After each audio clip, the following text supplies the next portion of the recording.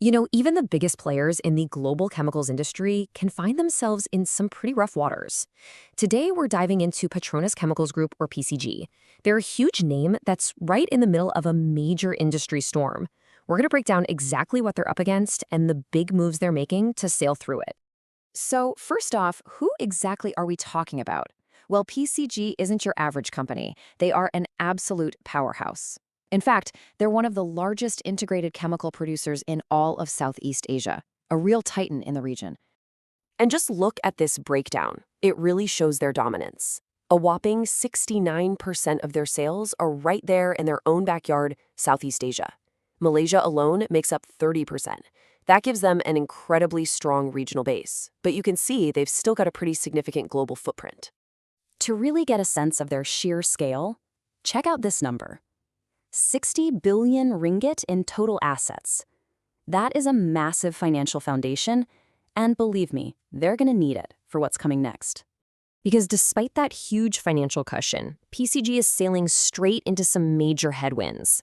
Let's really dig into the challenges that are creating this perfect storm for them. And hey, you don't have to take my word for it.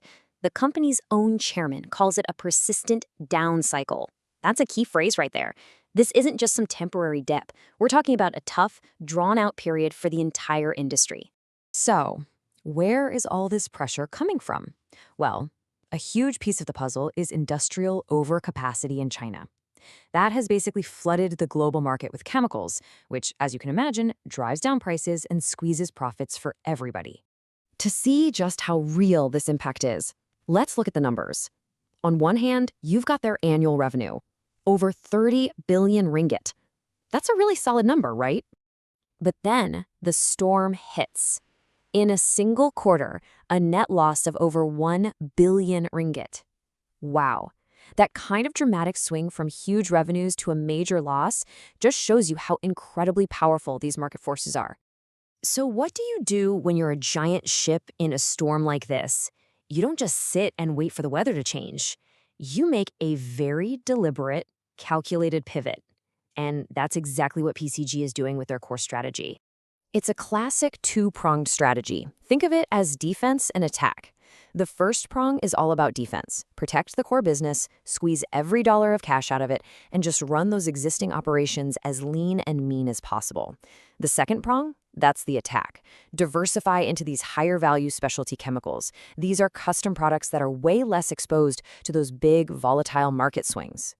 You know, there's a perfect metaphor for how they're managing all of this. Think of the company itself as this giant ship, solid and steady. But the really crucial part is its risk management system. That's the radar, constantly scanning the horizon for icebergs, those hidden risks, so they can steer around them before it's too late. It's all about being proactive, not just reactive. Okay, so a strategy is one thing on paper, but execution is everything. Let's look at the actual, tangible steps PCG is taking to make this two-pronged plan a reality. And they are definitely not just sitting around. They've kicked off operations at their huge new Pengerang complex. They've launched a new certified factory in India. They made a really strategic acquisition of a specialty chemicals company called Perstorp. And they've taken full ownership of a key facility in China that makes polyols. That's a core ingredient for things like foam and coatings. This is what diversification looks like in the real world on a global scale. And we're not talking about small moves here. That new Pengerang complex alone adds almost 2.5 million tons of production capacity every single year. That is a massive bet on their future growth. Now, this is where that second prong, the diversification part, gets really interesting. They've already launched 17 new specialty products. And we're talking about some really high-tech stuff here, like Cinemers DC. It's a special coolant made specifically for the data center industry, which, as you know, is absolutely booming. This is a perfect example of them moving up into more profitable specialized markets. Okay, so the strategy is solid, and they're clearly putting it into action, but the journey is far from over. Let's take a look at the road ahead and weigh the risks and opportunities that are really going to define PCG's future. Let's start with their strengths, because PCG is built on a fantastic foundation. First, being part of the bigger PETRONAS group means they have secure access to their raw materials, which is a huge advantage. They have very little debt, only 8% leverage, which gives them a ton of financial flexibility.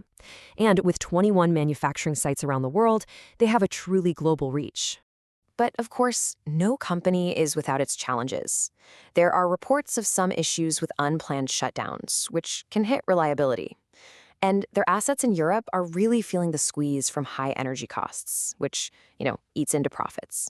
Now, on the flip side, the opportunities here are massive. That push into innovative new products is a big one. So is expanding further into the fast-growing Asia-Pacific market. And they also have a real shot at becoming a leader in the circular economy, turning waste plastics back into valuable new products. And finally, we can't forget about those threats. The intense competition that kicked off this whole down cycle, that's still very much a reality.